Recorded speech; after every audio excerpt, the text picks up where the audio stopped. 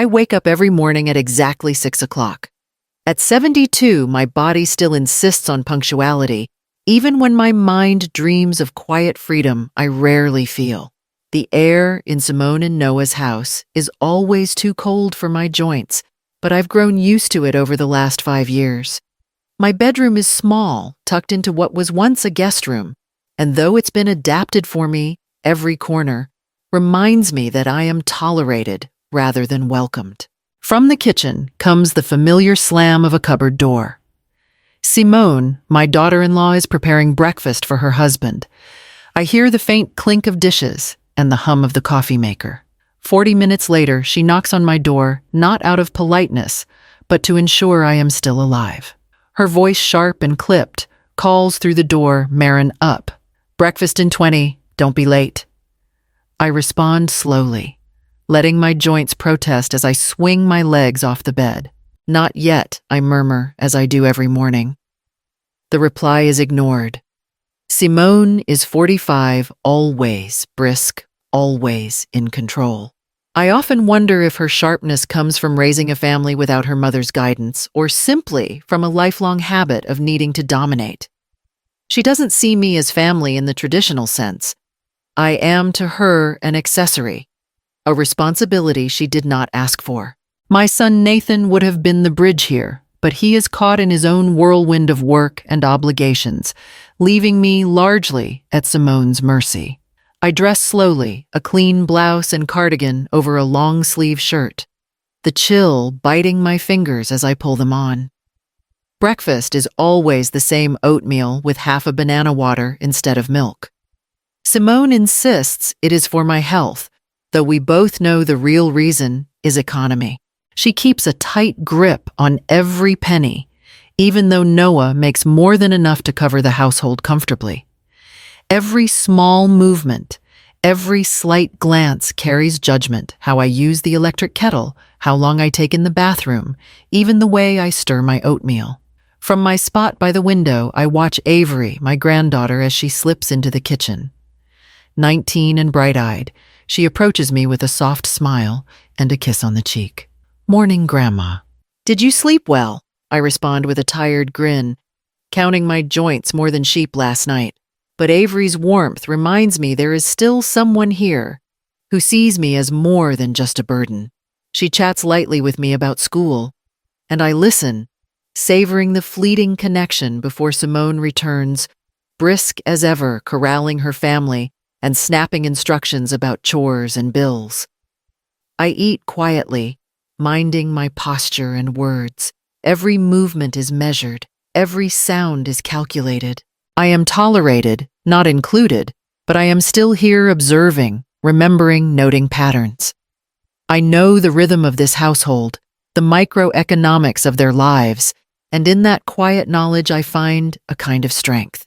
As I finish breakfast and push my chair back, I glance toward the hallway where the staircase leads to the main floor. Another day begins, another set of small humiliations and calculated instructions. I stand steady myself and step forward, already planning quietly for the day ahead. I walk slowly down the hallway, feeling the familiar creak of the floorboards beneath my feet. Each step reminds me that I have been here far longer than anyone realizes. To Simone and Noah, this house is theirs.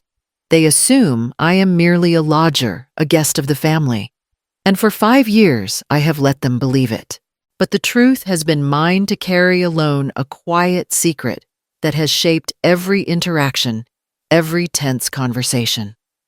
Decades ago, after Nathan and Simone had moved out of their childhood home, I stumbled into a stroke of luck that would have changed any ordinary life. A lottery win, modest in the eyes of some, enough to transform my world, yet not enough to draw unwanted attention if handled wisely. I remembered the thrill when the numbers came up, the disbelief, and the sudden sense of freedom. But freedom, I quickly learned, is dangerous in the hands of those who take for granted what they do not earn. I purchased this house quietly, without fanfare or announcement. Every brick, every fixture, every inch belongs to me. I signed the deeds myself, the notary watching as I affirmed what few would ever question. And yet I told my family I had merely found a good rental. It was a lie that required careful management, but one I deemed necessary. I could not risk their greed undoing everything I had worked to secure, especially after Vivian's death. Vivian had been a woman of extraordinary clarity and foresight. I could hear her voice sharp and gentle, all at once, warning me not to let generosity blind me. Marin, she would have said some lessons in family are best learned slowly, and some fortunes best kept quietly. I followed that wisdom to the letter, watching, listening, and learning how my children and in-laws measured their love in obligations and checks. The house itself is old but solid, standing proud among the magnolia-lined streets of Slidell. 3 stories high, ceilings a backyard that catches the afternoon sun just so. I walk past the living room, noting the furniture and photographs that now tell Simone and Noah's story instead of mine.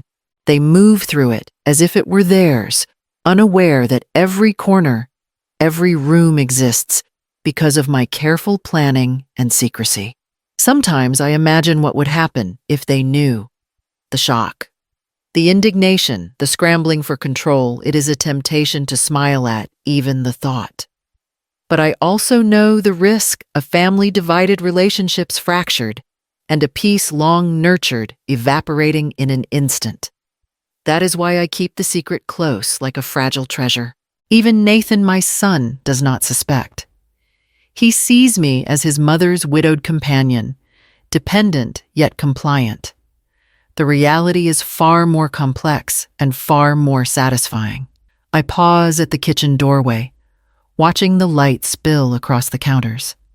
Simone will soon begin her next round of instructions, unaware that I am the one truly in charge. I take a deep breath and let the memory of that purchase wash over me again, the thrill of autonomy, the quiet exhilaration of having a choice they can never touch, no matter how forceful or demanding they become. I move to the window overlooking the small garden in the back, the magnolia blossoms catching the morning sun. The scent is faintly sweet, grounding. For 20 years I have kept this secret, balancing caution with patience, observing my family's habits, their obsessions, their blind spots. The weight of it is both burden and power. Each day that passes without their discovery is a victory. Each interaction a careful dance between truth and illusion. I straighten my shoulders and turn back toward the hallway. Today, like every day, I play the part expected of me, nodding, complying, and staying silent. But beneath the surface, I am free. And freedom, when held quietly, is more potent than any argument, any ultimatum, or any claim to authority they could ever assert. Breakfast in Simone's kitchen is always a performance. I slide into my usual chair at the worn oak table, careful not to make a sound that might draw a disapproving glance. Noah is already there, hunched over a tablet, scanning numbers with the practiced intensity of a man who never truly relaxes. Simone places a modest bowl of oatmeal in front of me, her movements brisk, precise, and almost rehearsed. "Did you remember to check the electric bill?" she asks, without looking up. Her tone is casual, but there is an undercurrent of calculation that I have long since learned to recognize. Every word, every gesture measures my presence, my habits, my worth in units of cost and contribution.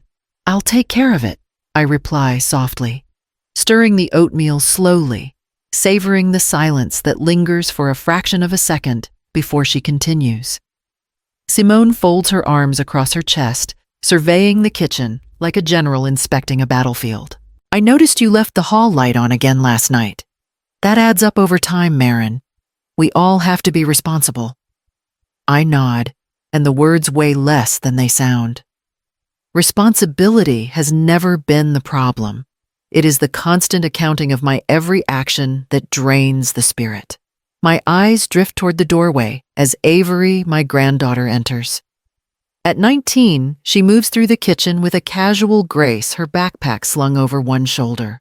She greets me with a gentle smile, placing a hand briefly on mine. "Morning, Grandma," she says softly. "Did you sleep well?" "Yes, thank you, Avery," I reply, letting myself feel a rare warmth. Her presence is a balm. Unlike Simone and Noah, Avery does not measure me in dollars or tasks completed. She measures me in attention, in care, in the small kindnesses that form a human connection. Simone intercepts her before she can linger. "Avery, don't forget you have your part-time shift later. And make sure the dishwasher is loaded before you leave." Her voice carries authority, not affection. Avery nods, murmuring a quiet acknowledgement, and then turns to me. "I'll be back later, Grandma. Don't let them boss you around too much." I smile faintly, a secret shared between us. Avery's care is the only bridge over the gulf of tension that separates me from the rest of this household. Simone glances at us, and I catch a flicker of something irritation, perhaps suspicion. She can never fully understand that my relationship with Avery is built on genuine affection, not obligation or duty. Noah shifts on his chair, finally looking up from the tablet. "Grandma, you've got to be more mindful of energy usage," he says, his voice tinged with mild exasperation. I nod again, acknowledging him, but my mind wanders to the years of silence, the careful concealment of my independence, and the freedom that exists beneath the surface of this seemingly transactional household. Simone moves to the counter, checking receipts, tallying costs. Every movement reinforces her authority, her control over the domestic ledger of our lives. I sit back slightly, observing, counting the patterns, the familiar rhythms. This is not just a kitchen. It is a stage where every gesture carries meaning, every glance is a test.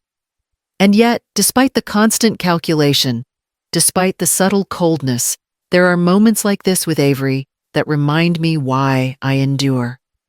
The house, the meals, the careful accounting, they are not simply measures of control. They are opportunities, small windows through which I can exercise patience, strategy, and quiet influence.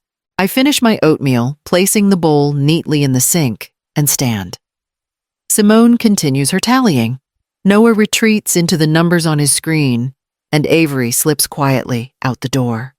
I watch her go, feeling the familiar mixture of isolation and warmth, the sharp reality of my position as both participant and observer in a family that measures love with the cold currency of attention and money. By mid-morning, the kitchen had settled into the quiet hum of appliances and distant traffic outside. Simone appeared, clipboard in hand, her heels clicking sharply against the hardwood floor. She glanced at me as I sipped my tea, eyes narrowing ever so slightly, calculating. "Marin, we need to talk about this month's rent and utilities," she said, her voice even, but sharp enough to make me tense. I set down my cup, already aware of what was coming.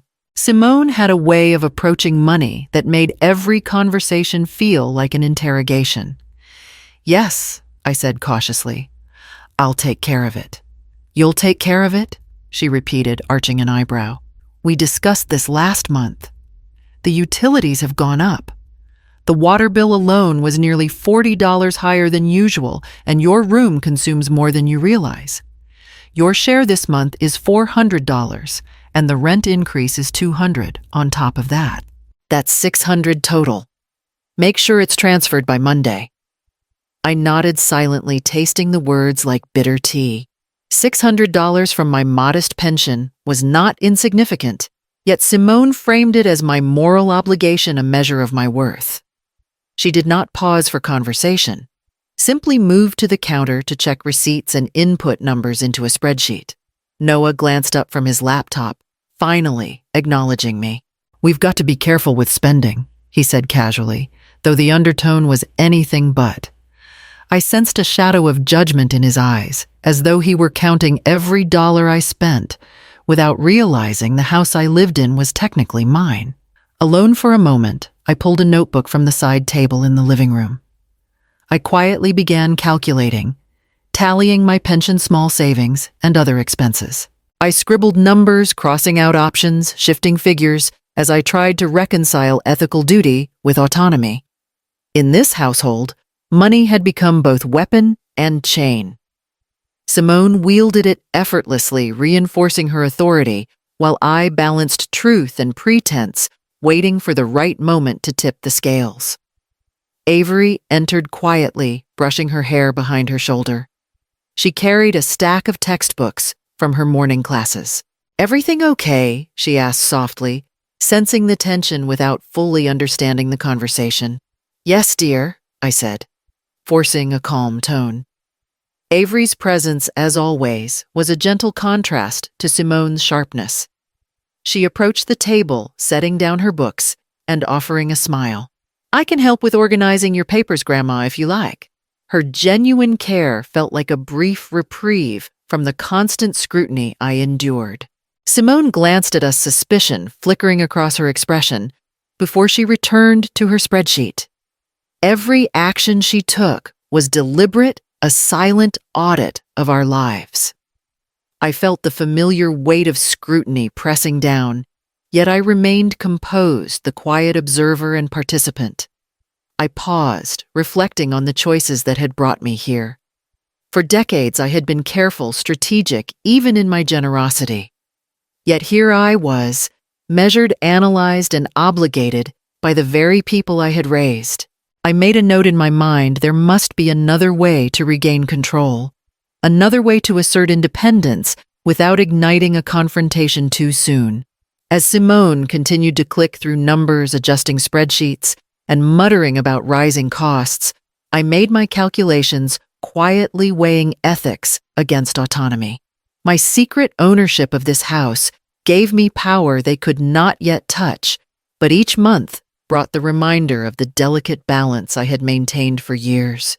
The financial pressure was relentless, yet it was also a tool, a lesson in patient strategy, and the value of concealed freedom.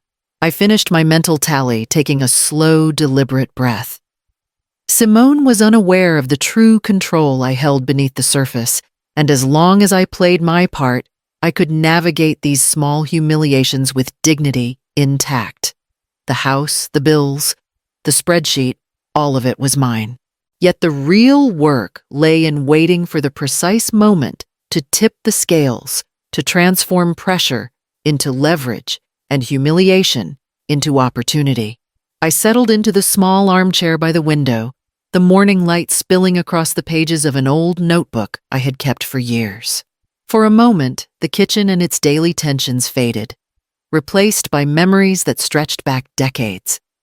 Vivin, my late husband, always seated at the breakfast table with his calm, steady presence, offering guidance when I faltered, his laugh filling the corners of our modest home in Slidell. Raising Nathan and Avery's mother, Simone, had been a mixture of joy and relentless challenge.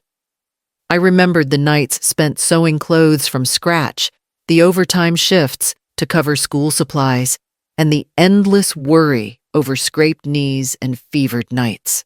Money was scarce, then every dollar accounted for, yet somehow love seemed enough to fill the gaps.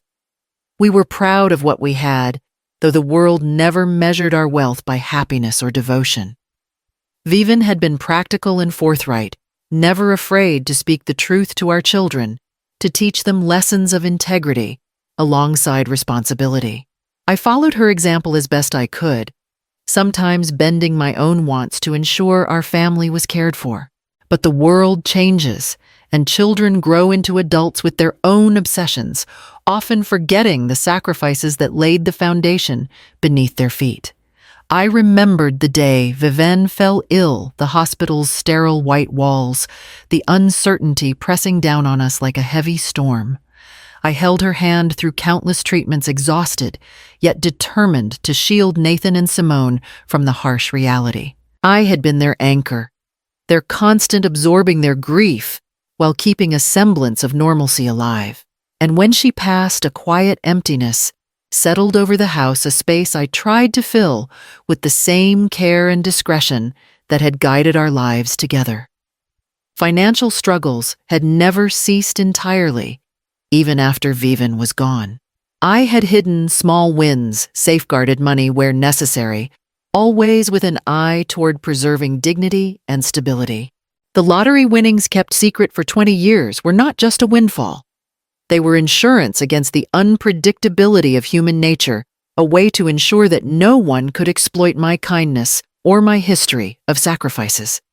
I traced the edge of the notebook with my finger, recalling every hard choice, every lie kept for protection, and every silent moment spent wondering if I had done enough or if I had erred by withholding the truth. Would my children have treated me differently had they known, or would greed and expectation have only deepened the rifts? The question had no easy answer, and perhaps that was the point. A soft creak in the hallway reminded me that life continued outside these reflections. Simone and Noah moved about the house, the echoes of their routines carrying familiar weight. I exhaled slowly, letting the past settle beside me without letting it dominate. My memories were a compass guiding decisions in a household that measured respect with ledger lines and invoices. I stood and walked to the window, looking out at the magnolia trees swaying in the Louisiana breeze. Each blossom a reminder of time passing, of choices made of the careful balance between honesty, protection, and survival. The past had shaped me, forged me into someone who could endure scrutiny, navigate control, and yet quietly maintain autonomy. And though regrets lingered, they carried lessons I intended to honor in every deliberate step I would take from here onward. The clatter of dishes was replaced by an ominous stillness, the kind that makes the air in the kitchen feel heavier, almost suffocating.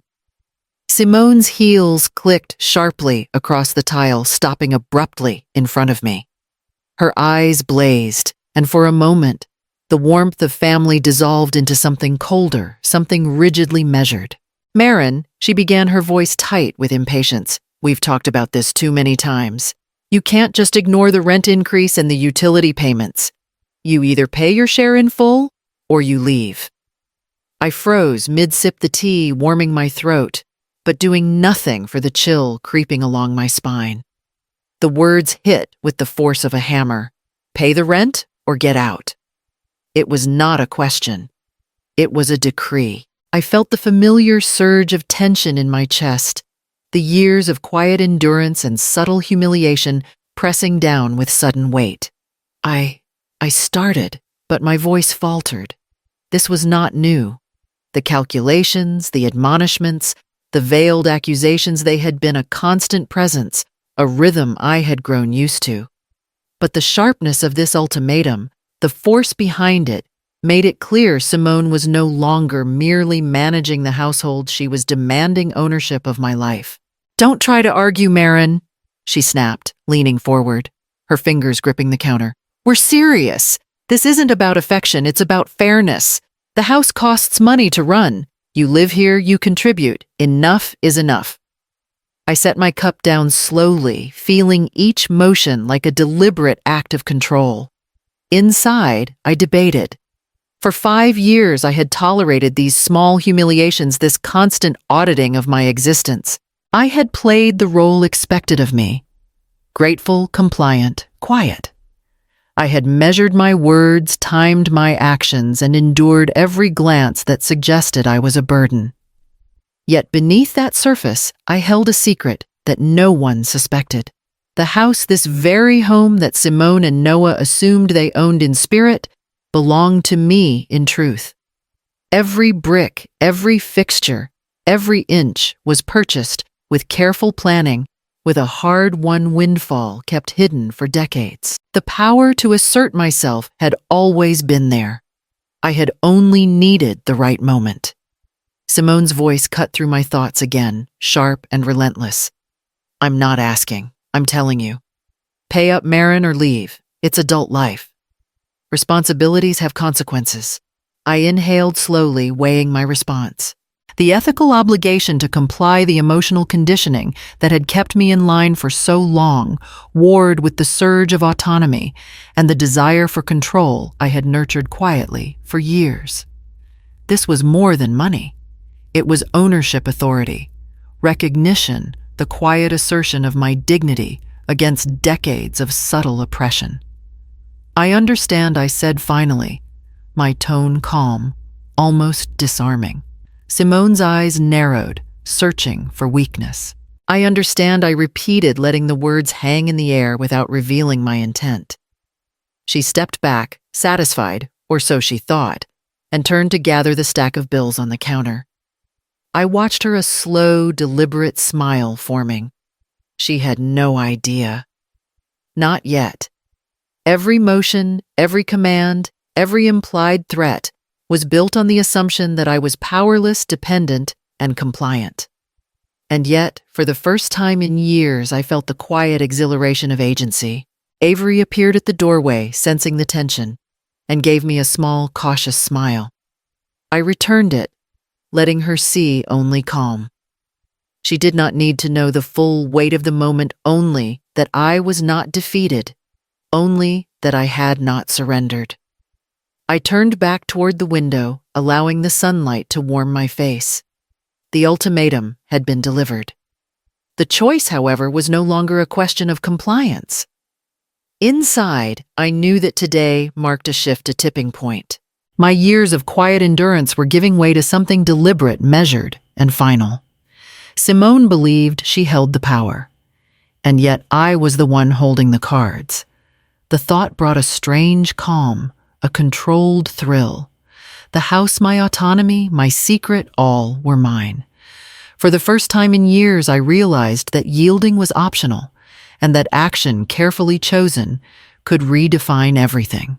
After Simone stormed out of the kitchen, the silence that settled over the house felt almost tangible, like a soft curtain dropping over a stage.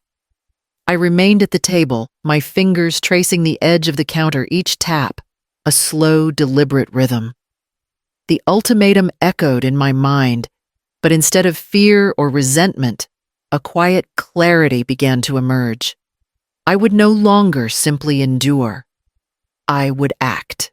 The idea had been simmering in the back of my mind for weeks, each instance of petty accounting, each glower from Simone, each clipped word of Noah, sharpening the concept into something precise. The house, my house, was mine to control. And if they thought they could dictate terms over a home I had purchased decades ago, they were mistaken. I went to my bedroom and pulled open a drawer where I kept old files, mortgage documents, receipts, and the carefully hidden deeds. Every signature reminded me that my authority was real, unassailable, and entirely unacknowledged by those around me. My heart beat a little faster as I contemplated the steps ahead. A discreet sale, executed quietly, would shift the balance entirely. Simone would soon discover that the rules she imposed so rigidly were merely illusions. I began jotting down notes outlining what needed to be done. Contact a trusted real estate agent, arrange showings during hours when Simone and Noah were at work, secure temporary accommodations, and prepare for every contingency. Each step was measured, logical, and deliberate. I considered every possible objection, every potential interruption, and planned responses that would preserve both discretion and my autonomy. Avery appeared, her backpack slung over one shoulder, pausing at the doorway. "Grandma, you okay?" she asked, tilting her head. I smiled at her, letting her see calm, even amusement. "Just thinking," I said lightly. She nodded, sensing perhaps that I was capable of far more than Simone gave me credit for. She lingered for a moment, the quiet presence of her youthful eyes giving me a strange kind of courage. I returned to my notes, marking times and possible strategies. There was a thrill in plotting a subtle empowerment that spread through me like sunlight after a long storm. For years, I had been the passive observer navigating rules that were not mine. Now I was the architect, designing an endgame that would place me firmly back in control. The more I considered, the more it felt not like revenge, but reclamation. Each calculation, each contingency, was a reclamation of decades of restraint and careful secrecy. Simone's threats, Her shouts the invisible tally she kept of my presence and usage, none of it had ever been true power. The real power had been mine all along. I paused at the window, looking out over the magnolia trees swaying gently in the Louisiana breeze. The world carried on oblivious to the drama unfolding inside my walls. The neighbors were tending lawns, walking dogs, living ordinary lives.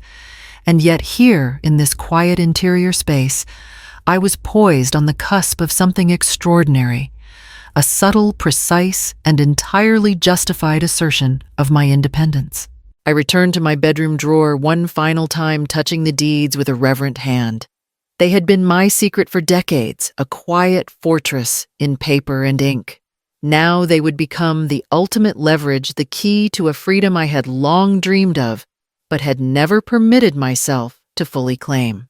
The plan was simple, in concept complex, in execution, and wholly mine. For the first time in years, I felt fully present in my life, my decisions, my property, my destiny. And as the afternoon light waned and the kitchen remained quiet, I knew that the next days would carry change, silent, measured, and irreversible. The boxes arrived quietly, in the morning stacked neatly in the corner of my bedroom, like silent witnesses to the plan I had long nurtured. I moved carefully among them, wrapping fragile items with newspaper I had saved over months, folding linens and stacking books with deliberate precision. Each action was a quiet assertion of control, a reclamation of space I had always technically owned, but had never truly inhabited as master of my own home. Avery peeked around the doorway, her brow furrowed in curiosity. "Grandma, are you packing?" she asked softly, stepping closer. "Yes, dear," I said, keeping my tone even. "It's time to move to the new apartment." Her eyes widened, a mixture of concern and intrigue, as she took in the neatly organized boxes. But why did something happen? I hesitated, measuring my words carefully. "No, nothing bad," I said gently. "It's a choice I need to make, a quiet change." Avery lingered, placing a hand on my shoulder, her presence grounding. "I'll help if you want," she offered. Her willingness was a reminder of the bond that had always remained untainted by money or obligations, the rare connection in a household otherwise governed by calculation and control. We moved in silence, coordinating which boxes went into which bag, carefully labeling everything. Each step of preparation felt empowering, a private rebellion against the subtle oppression I had endured. Simone and Noah were unaware, busy with their routines, confident that I was compliant, that I would follow the same patterns I had for years.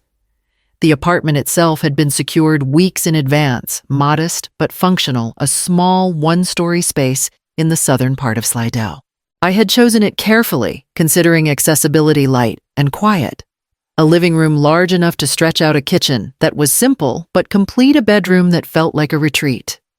Everything about it promised autonomy, freedom from daily scrutiny, and an environment where I could finally exist without accounting for every motion. Avery moved among the boxes, gently setting aside her own items, offering a smile as she arranged books and framed pictures. "I like it here already," she said softly, sensing the subtle excitement in my preparation. Her acknowledgement felt like permission, like a small blessing for the independence I was claiming. As we worked, I reflected on the years of compromise, of tolerating sharp words, calculated glances, and constant reminders of my dependency. Each box packed was a metaphorical shedding of obligations I had carried too long. The ritual of preparation was strangely meditative, a way to confront the guilt, fear, and anticipation all at once. By mid-afternoon, the larger pieces were wrapped and labeled, the smaller items sorted and stacked. I paused at the window, looking at the familiar backyard, the magnolia trees swaying gently in the Louisiana breeze. This house, which had been my fortress and my burden simultaneously, was about to become something else entirely, no longer a stage for scrutiny, but a vessel for my own choices. Avery came up behind me, gently resting her hand on mine. "You're doing the right thing," she said softly. "I know it's hard, but you're taking care of yourself." Her words brought a lump to my throat. In a household obsessed with obligation and financial control, Avery's loyalty was pure, untainted, and entirely human. She understood, even if only partially, that my decision was not about vengeance or rebellion, but about reclaiming dignity, control, and quiet peace. I nodded, letting her hand linger for a moment before returning to the boxes.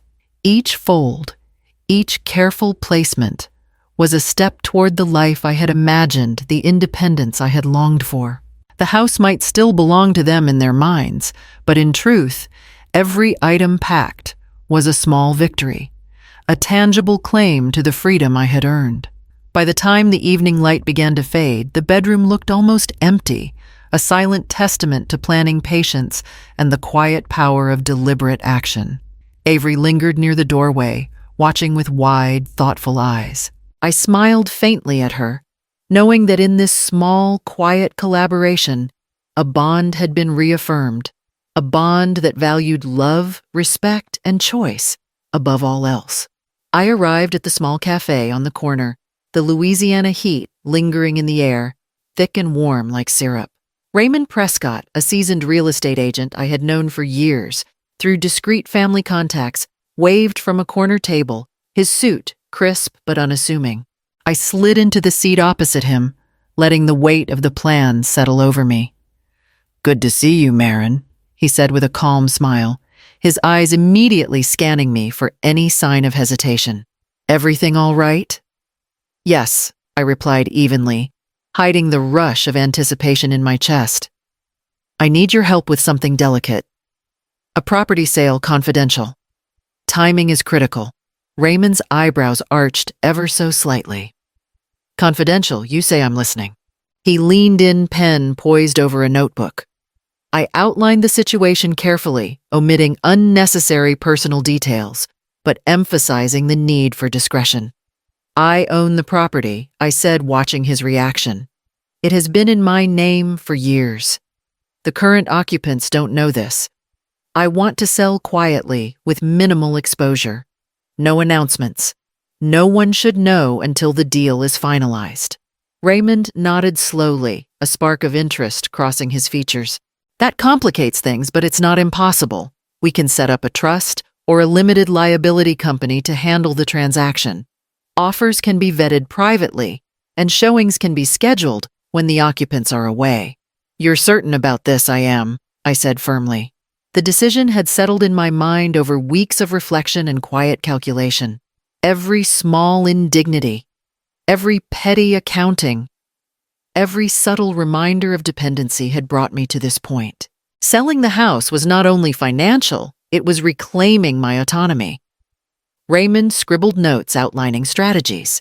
"We'll need to ensure the marketing is discreet, professional, and targeted. High-value buyers, serious inquiries only. No signs of a standard sale. And I'll personally supervise showings. Any visitor will need strict instructions." I nodded, noting each detail. My pulse quickened as I realized the finality of these preparations. For years, I had been the silent observer, compliant and measured. Now I was the one setting the terms, controlling the timing, orchestrating the revelation of truth on my own schedule. "How soon are you hoping to proceed?" Raymond asked, his tone both practical and curious. "Immediately," I replied. "I've already secured temporary accommodations. The boxes are packed. Everything is ready on my end. I need this to happen without a ripple until the final moment." He tapped his pen against the notebook thoughtfully. "I can arrange it. Confidential offers, background checks, staggered showings. The occupants won't suspect a thing. By the time the deal closes, everything will be final." I allowed myself a small, controlled smile. For decades, I had concealed my autonomy beneath layers of polite compliance, quiet endurance, and careful secrecy. Raymond's plan would allow me to transform that secrecy into leverage. The tension, the suspense, the invisible power I had carried so long, it would finally manifest. "Good," I said. I want all communications channeled through you. I don't want calls, messages, or inquiries coming to me directly. Everything must be filtered, precise, and confidential. Understood, he replied. We'll proceed with care. This kind of discretion is rare but achievable. I sipped my coffee, feeling the first traces of relief mix with exhilaration. The plan was in motion. The house, my years of patience, my quiet endurance all converged into this singular act of reclaiming control. The tension of anticipation hung in the air, like the humid Louisiana afternoon, a pressure that promised release in the form of justice, measured not in anger, but in strategy. By the time we left the cafe, the details were set, the path defined. Raymond would handle the logistics, and I would watch from the shadows, confident in the knowledge that the moment of revelation could be mine to control. Simone and Noah, so accustomed to dictating terms and measuring loyalty with dollars, would be blindsided. Every subtle insult, every petty demand, every unspoken expectation had prepared me for this. As I walked back toward the house, the sun low in the sky, I allowed myself a rare thought. For the first time in years, the power was mine, and I intended to wield it with quiet precision. The apartment was quiet in the late afternoon, the hum of the air conditioner, a gentle background to the faint rustle of papers, and the occasional distant car. Avery sat cross-legged on the couch, a notebook in her lap, eyes bright and attentive. She had become a fixture of calm in the chaos that otherwise defined my life with Simone and Noah. Today, I decided it was time to share a sliver of truth, enough to create a bond of trust without exposing the full scope of my plan. Avery, I said softly, drawing her gaze to mine. Her expression shifted immediately, the warmth of concern mixing with curiosity. I want to tell you something important about this house. Her eyes widened. Grandma, she asked, voice hesitant but eager. I nodded, taking a slow breath. You've always known I live here, but there's more than meets the eye. This house, the one we've lived in for years, has always been mine. I bought it decades ago, long before Simone and Noah believed it belonged to them. Avery blinked, processing the words, and I saw the gears turning in her mind. Wait. You mean it's really yours, she whispered, almost afraid to speak. Yes, I said, a faint smile tugging at my lips. I've kept it a secret for a long time to protect everyone and to keep the peace. But now, I need someone to understand. Someone who sees me not just the rules or expectations others have imposed. Her fingers fidgeted with the corner of her notebook. Grandma, why didn't anyone know? And why tell me now? Because you're the only one I trust completely, I said, letting the words linger. You understand fairness, and you value people, not just money.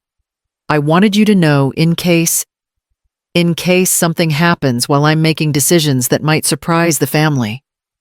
Avery moved closer, resting a hand on mine, her touch steady and reassuring. I get it, she said softly. I'm glad you told me. I won't tell anyone. I promise. The simple declaration brought an unexpected warmth to my chest.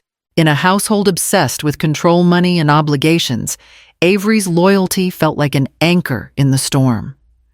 Her presence reminded me that not all connections were transactional, not all love conditional. I need you to understand one thing, I continued. This isn't about revenge. It's about taking back control of my life, of the home I earned.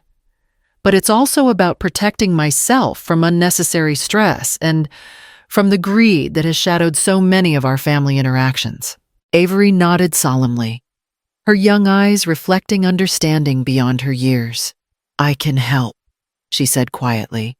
I'll support you however I can. Just let me know what you need. I felt a weight lift slightly, a sense of partnership that I had not allowed myself to experience with anyone else in years.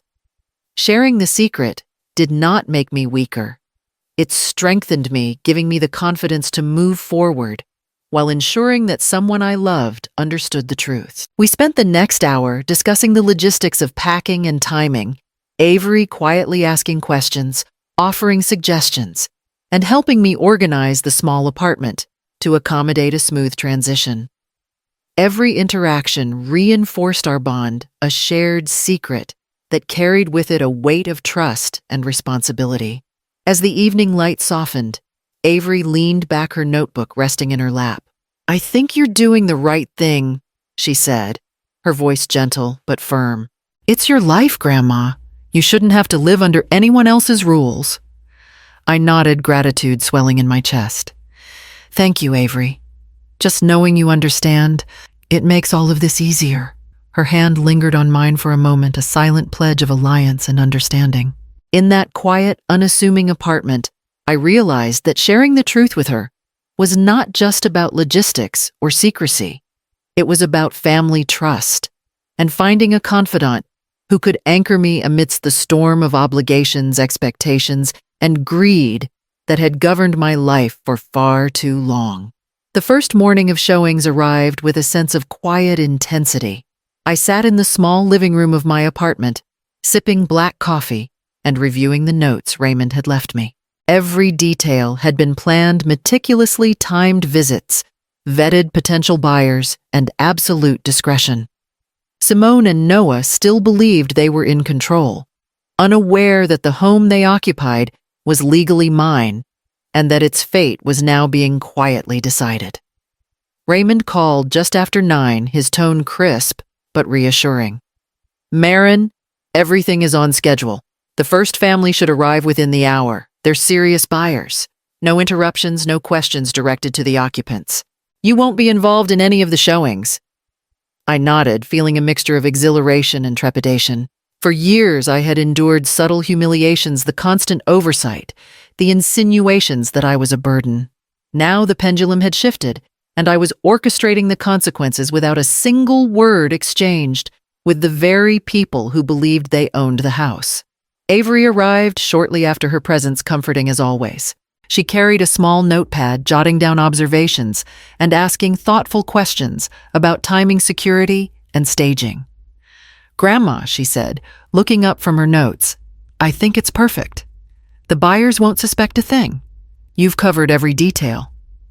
I smiled at her, grateful for the quiet support. "That's why I brought you into this. You understand why this has to be handled carefully." We reviewed the schedule together, confirming that Simone and Noah would be at work for the morning, the house empty and available for uninterrupted showings. The idea of control, of finally steering events to a conclusion of my own design, sent a thrill through me. This wasn't vengeance, it was rightful action, long overdue.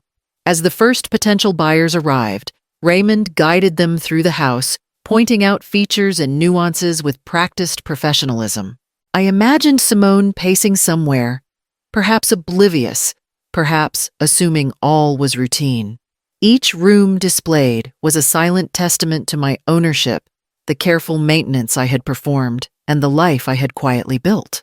The second and third showings proceeded similarly, each visitor unaware that the people they had assumed were the homeowners were merely tenants of convenience. I watched from afar, Avery perched nearby with a quiet alertness, taking note of each interaction, each impression left by the agents. By mid-afternoon, a sense of anticipation had settled over the house and inadvertently over me. I was both exhilarated and nervous, aware that every decision I had made could culminate at any moment in revelation. The delicate tension between secrecy and disclosure hovered in the air like humid Louisiana heat. Avery leaned closer, whispering, as Raymond wrapped up the last tour. "Grandma, are you ready for the next step?" I exhaled slowly, allowing myself a brief smile. Yes. Everything is unfolding exactly as it should. They have no idea, and that's the point. When the truth comes, it will be a shock-controlled, precise, and entirely mine. The afternoon faded into early evening, the sun casting long shadows across the manicured lawns of the neighborhood. I sat quietly, listening to the distant hum of traffic savoring the quiet triumph of preparation. Each passing hour brought the plan closer to its inevitable climax. Simone and Noah, busy with their routines, remained entirely unaware of the shift in power happening beneath their feet.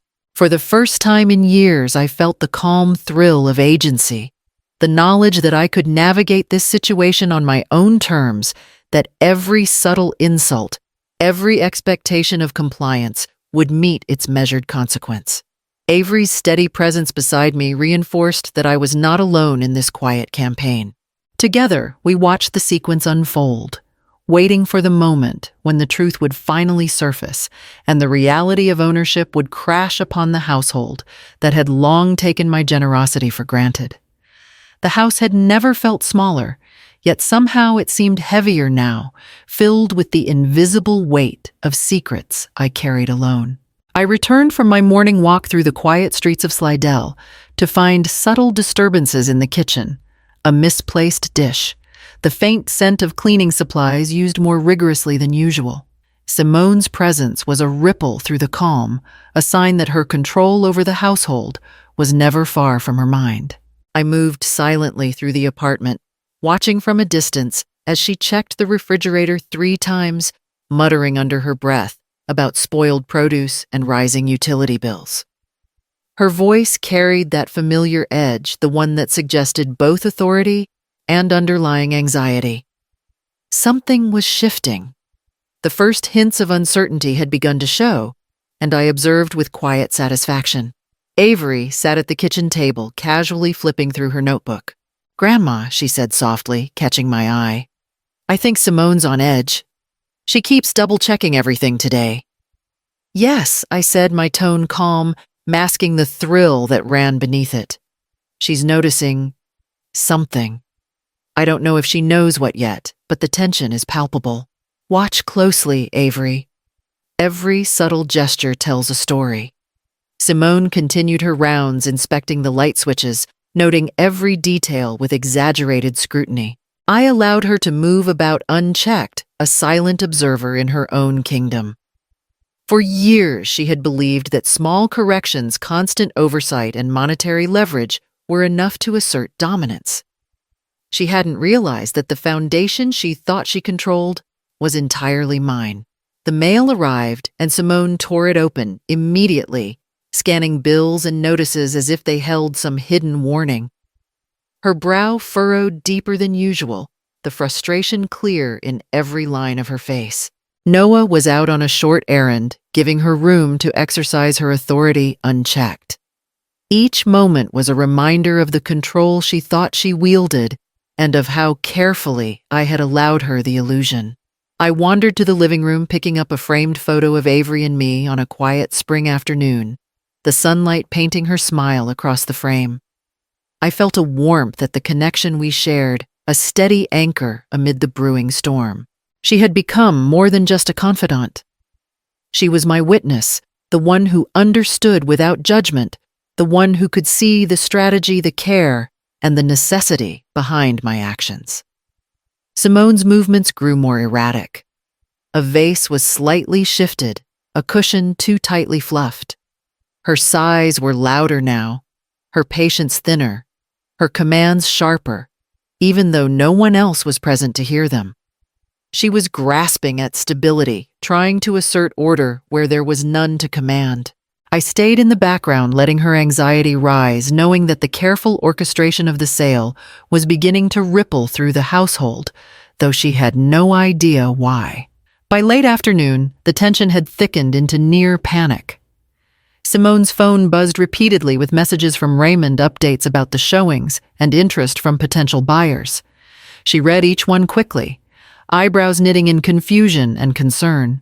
She didn't yet understand that these communications were neutral, that the sale was entirely confidential, and that the ownership she assumed was hers in practice, but not in law, was already shifting under her feet. Avery reached for my hand as we watched from the hallway, her eyes reflecting excitement and caution. "Grandma," she whispered, "it's starting. She's noticing something's different. It's like she can feel it, but doesn't know what." I nodded, letting the satisfaction of controlled anticipation fill me.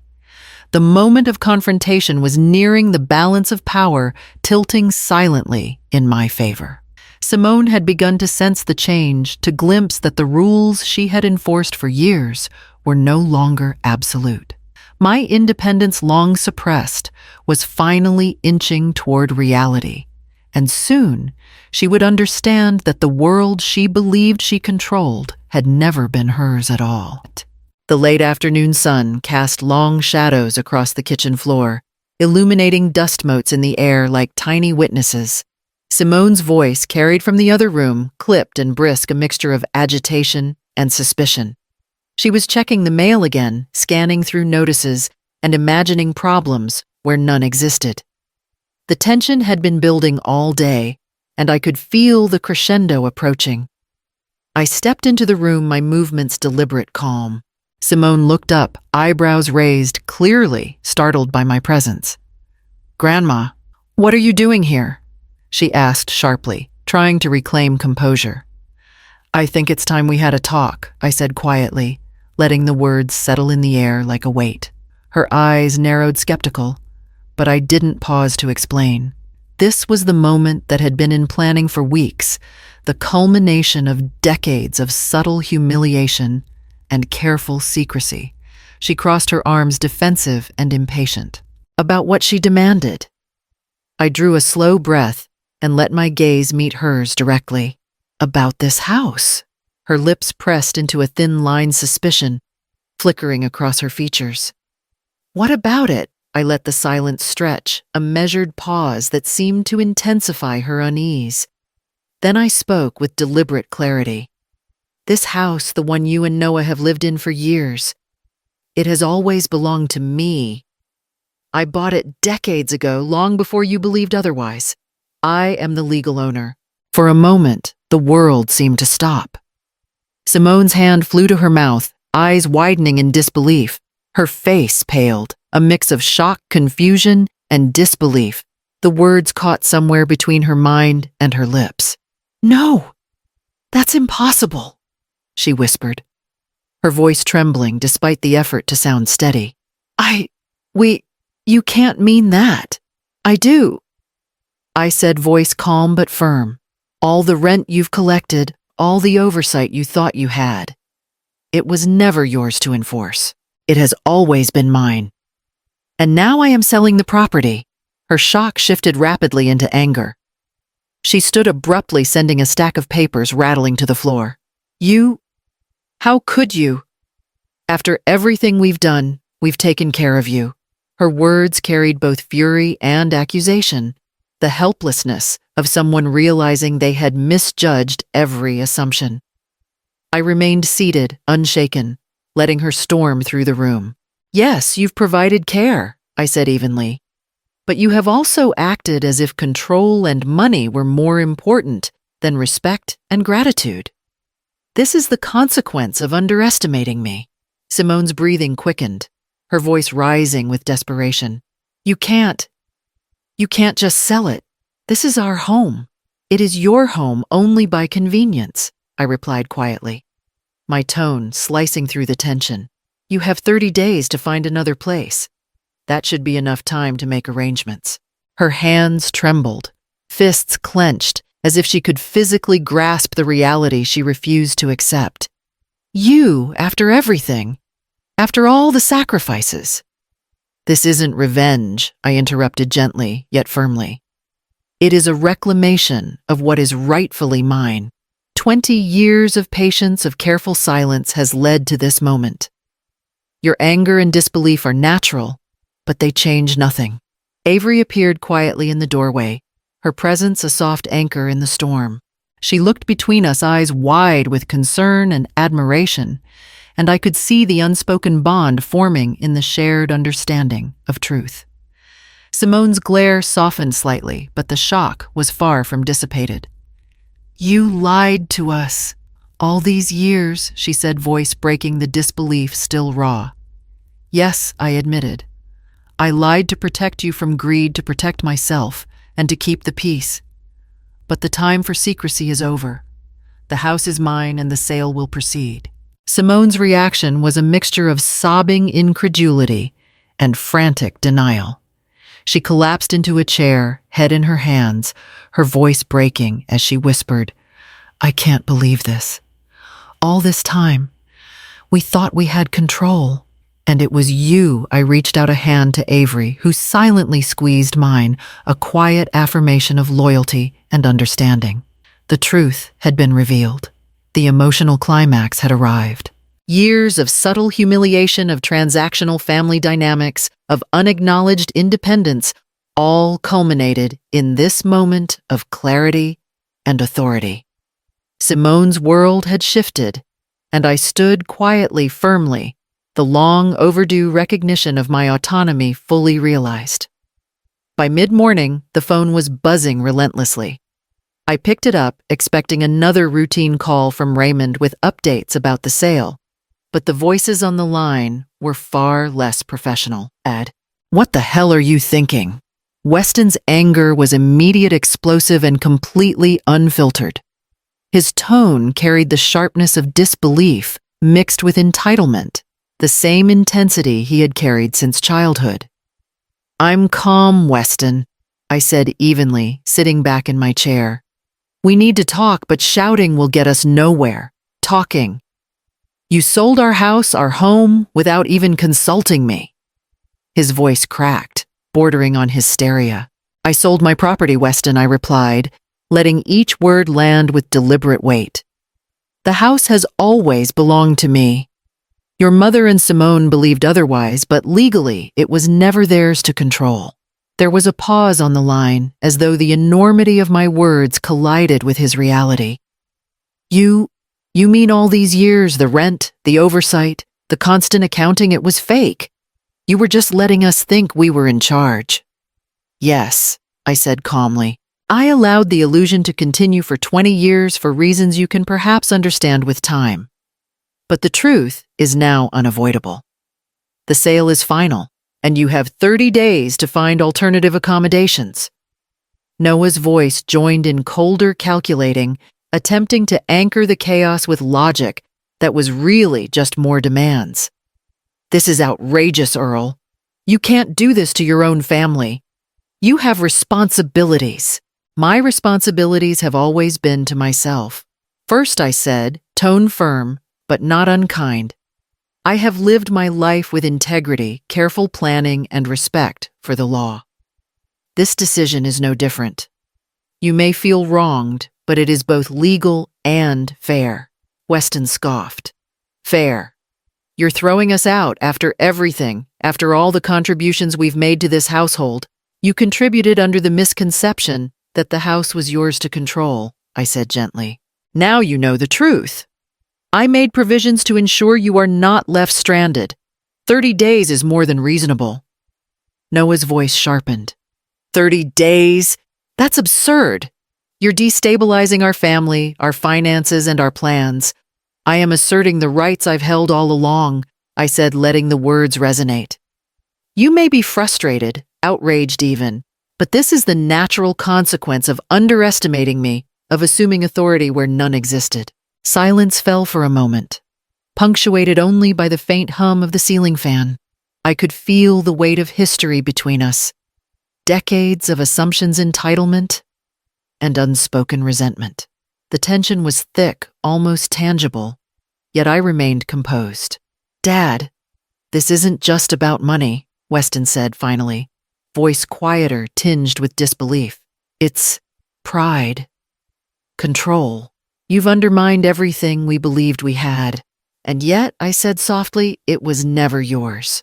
And my integrity has never wavered. I acted within the law, and now I act for myself. I hope you will understand that respect, not greed, is the measure of family." There was a pause, the kind that comes when words have run their course and only reflection remains. I could hear the frustration in their voices slowly blending with reluctant recognition, though I knew resentment would linger. Still, I felt a calm satisfaction. I had asserted my rights without raising my voice, without letting anger dictate the terms. Avery's voice chimed in gently from the side of the call. Uncle Weston, Uncle Noah. Grandma's been fair. She's always been fair. I squeezed the phone lightly, grateful for her presence, her steady reminder of clarity and loyalty. The line went quiet, the tension still palpable, but the boundaries had been drawn clearly and irreversibly. For the first time in decades, I felt the full measure of my autonomy, the quiet power of truth, and the relief that came from asserting it. The conflict remained simmering with emotions too raw to dissolve overnight, yet I held firm the contrast between integrity and entitlement, stark in every word and pause. The cab pulled up outside the modest apartment, its brick exterior unassuming but welcoming. I stepped out feeling the air of early evening brush against my face, a quiet reminder that the world moved on, while I finally claimed space of my own. The suitcases were small, manageable, containing only what I truly needed. The life I had spent decades managing through careful secrecy and patience was now distilled into these simple belongings. Inside the apartment felt immediately like home. A compact living room bathed in the soft glow of lamps, a kitchen tidy and functional, and a bedroom that promised restful nights without the constant oversight or subtle criticism I had grown accustomed to. I began unpacking slowly, each object finding its place, each gesture a reclamation of control. Avery arrived not long after the familiar hum of her energy filling the room with warmth. She smiled brightly, carrying a small potted plant she insisted would make the apartment feel alive. "Grandma, it's perfect," she said, setting the plant on the kitchen counter. "You've made it yours." I returned her smile, feeling a lightness I hadn't experienced in years. "It is small but sufficient," I replied, the words tasting sweet in my mouth. "And now it's mine to manage without interference or judgment." She walked through the rooms, examining the space with genuine curiosity and admiration. "I love that you can finally do what you want," Avery said softly. "No one telling you how to spend, what to eat, when to turn on a light. You deserve this freedom." I nodded, appreciating her insight. It was a rare comfort to have someone see the significance beyond the material trappings, understanding that independence wasn't just about space, but about dignity, choice, and agency. The evening settled into a quiet rhythm. I brewed tea in the compact kitchen and set 2 cups on the small table, sitting across from Avery. We spoke of small things, her classes, her part-time job at the coffee shop, her plans for spring, and the conversation carried a sense of normalcy I had long yearned for. Each laugh, each smile was a small act of liberation, a counterpoint to the years of controlled transactional interactions with Simone and Noah. Later, I arranged the few cherished belongings I had brought with me, an old radio, a stack of detective novels, and photographs of Vivienne and our family from happier times. Each placement was deliberate, a nod to memory continuity and self-determination. For the first time in decades, I could arrange my world not according to someone else's expectations, but according to my own values and desires. Avery lingered by the window, watching the sunset over the quiet streets. "Grandma, I'm so proud of you," she said softly, voice barely above a whisper. "You did what you needed to do, even if it wasn't easy." I reached out, taking her hand, feeling the warmth and reassurance of family that remained intact despite the estrangement elsewhere. "Thank you, Avery. That means more than you know. It's strange, isn't it? Losing some ties but gaining the freedom to live on your own terms." She smiled, understanding without judgment. "Some things are worth it, Grandma. You deserve this." I let the words settle, savoring the calm, the independence, and the quiet satisfaction of a new beginning.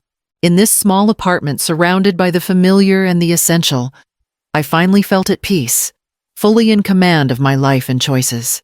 Weeks had passed since the sale, and the apartment had settled into a quiet rhythm. Avery's visits remained a highlight, her presence a steady reminder that family could exist without compromise of self-respect. She brought books, stories, and laughter, filling the small space with warmth that contrasted sharply with the tension I had left behind. Meanwhile, word of the sale had reached Simone and Weston. I could imagine the turmoil they were enduring, the scramble for a new home, the financial recalculations, and the frustration that came with realizing their assumptions had been wrong. Their sense of control had evaporated overnight, replaced by a harsh lesson in humility and the limits of authority founded on entitlement. I watched Avery sip her tea, glancing around the room as if assessing how I had arranged my life. "Grandma," she said softly, "it feels like you've finally taken back what's yours." "And it suits you," I smiled, feeling the weight of years lift slightly from my shoulders. The quiet independence I now enjoyed was more than a practical relief, it was a reclamation of dignity.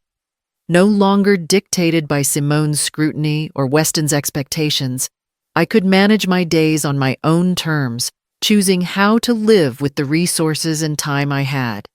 The lessons had been hard-earned.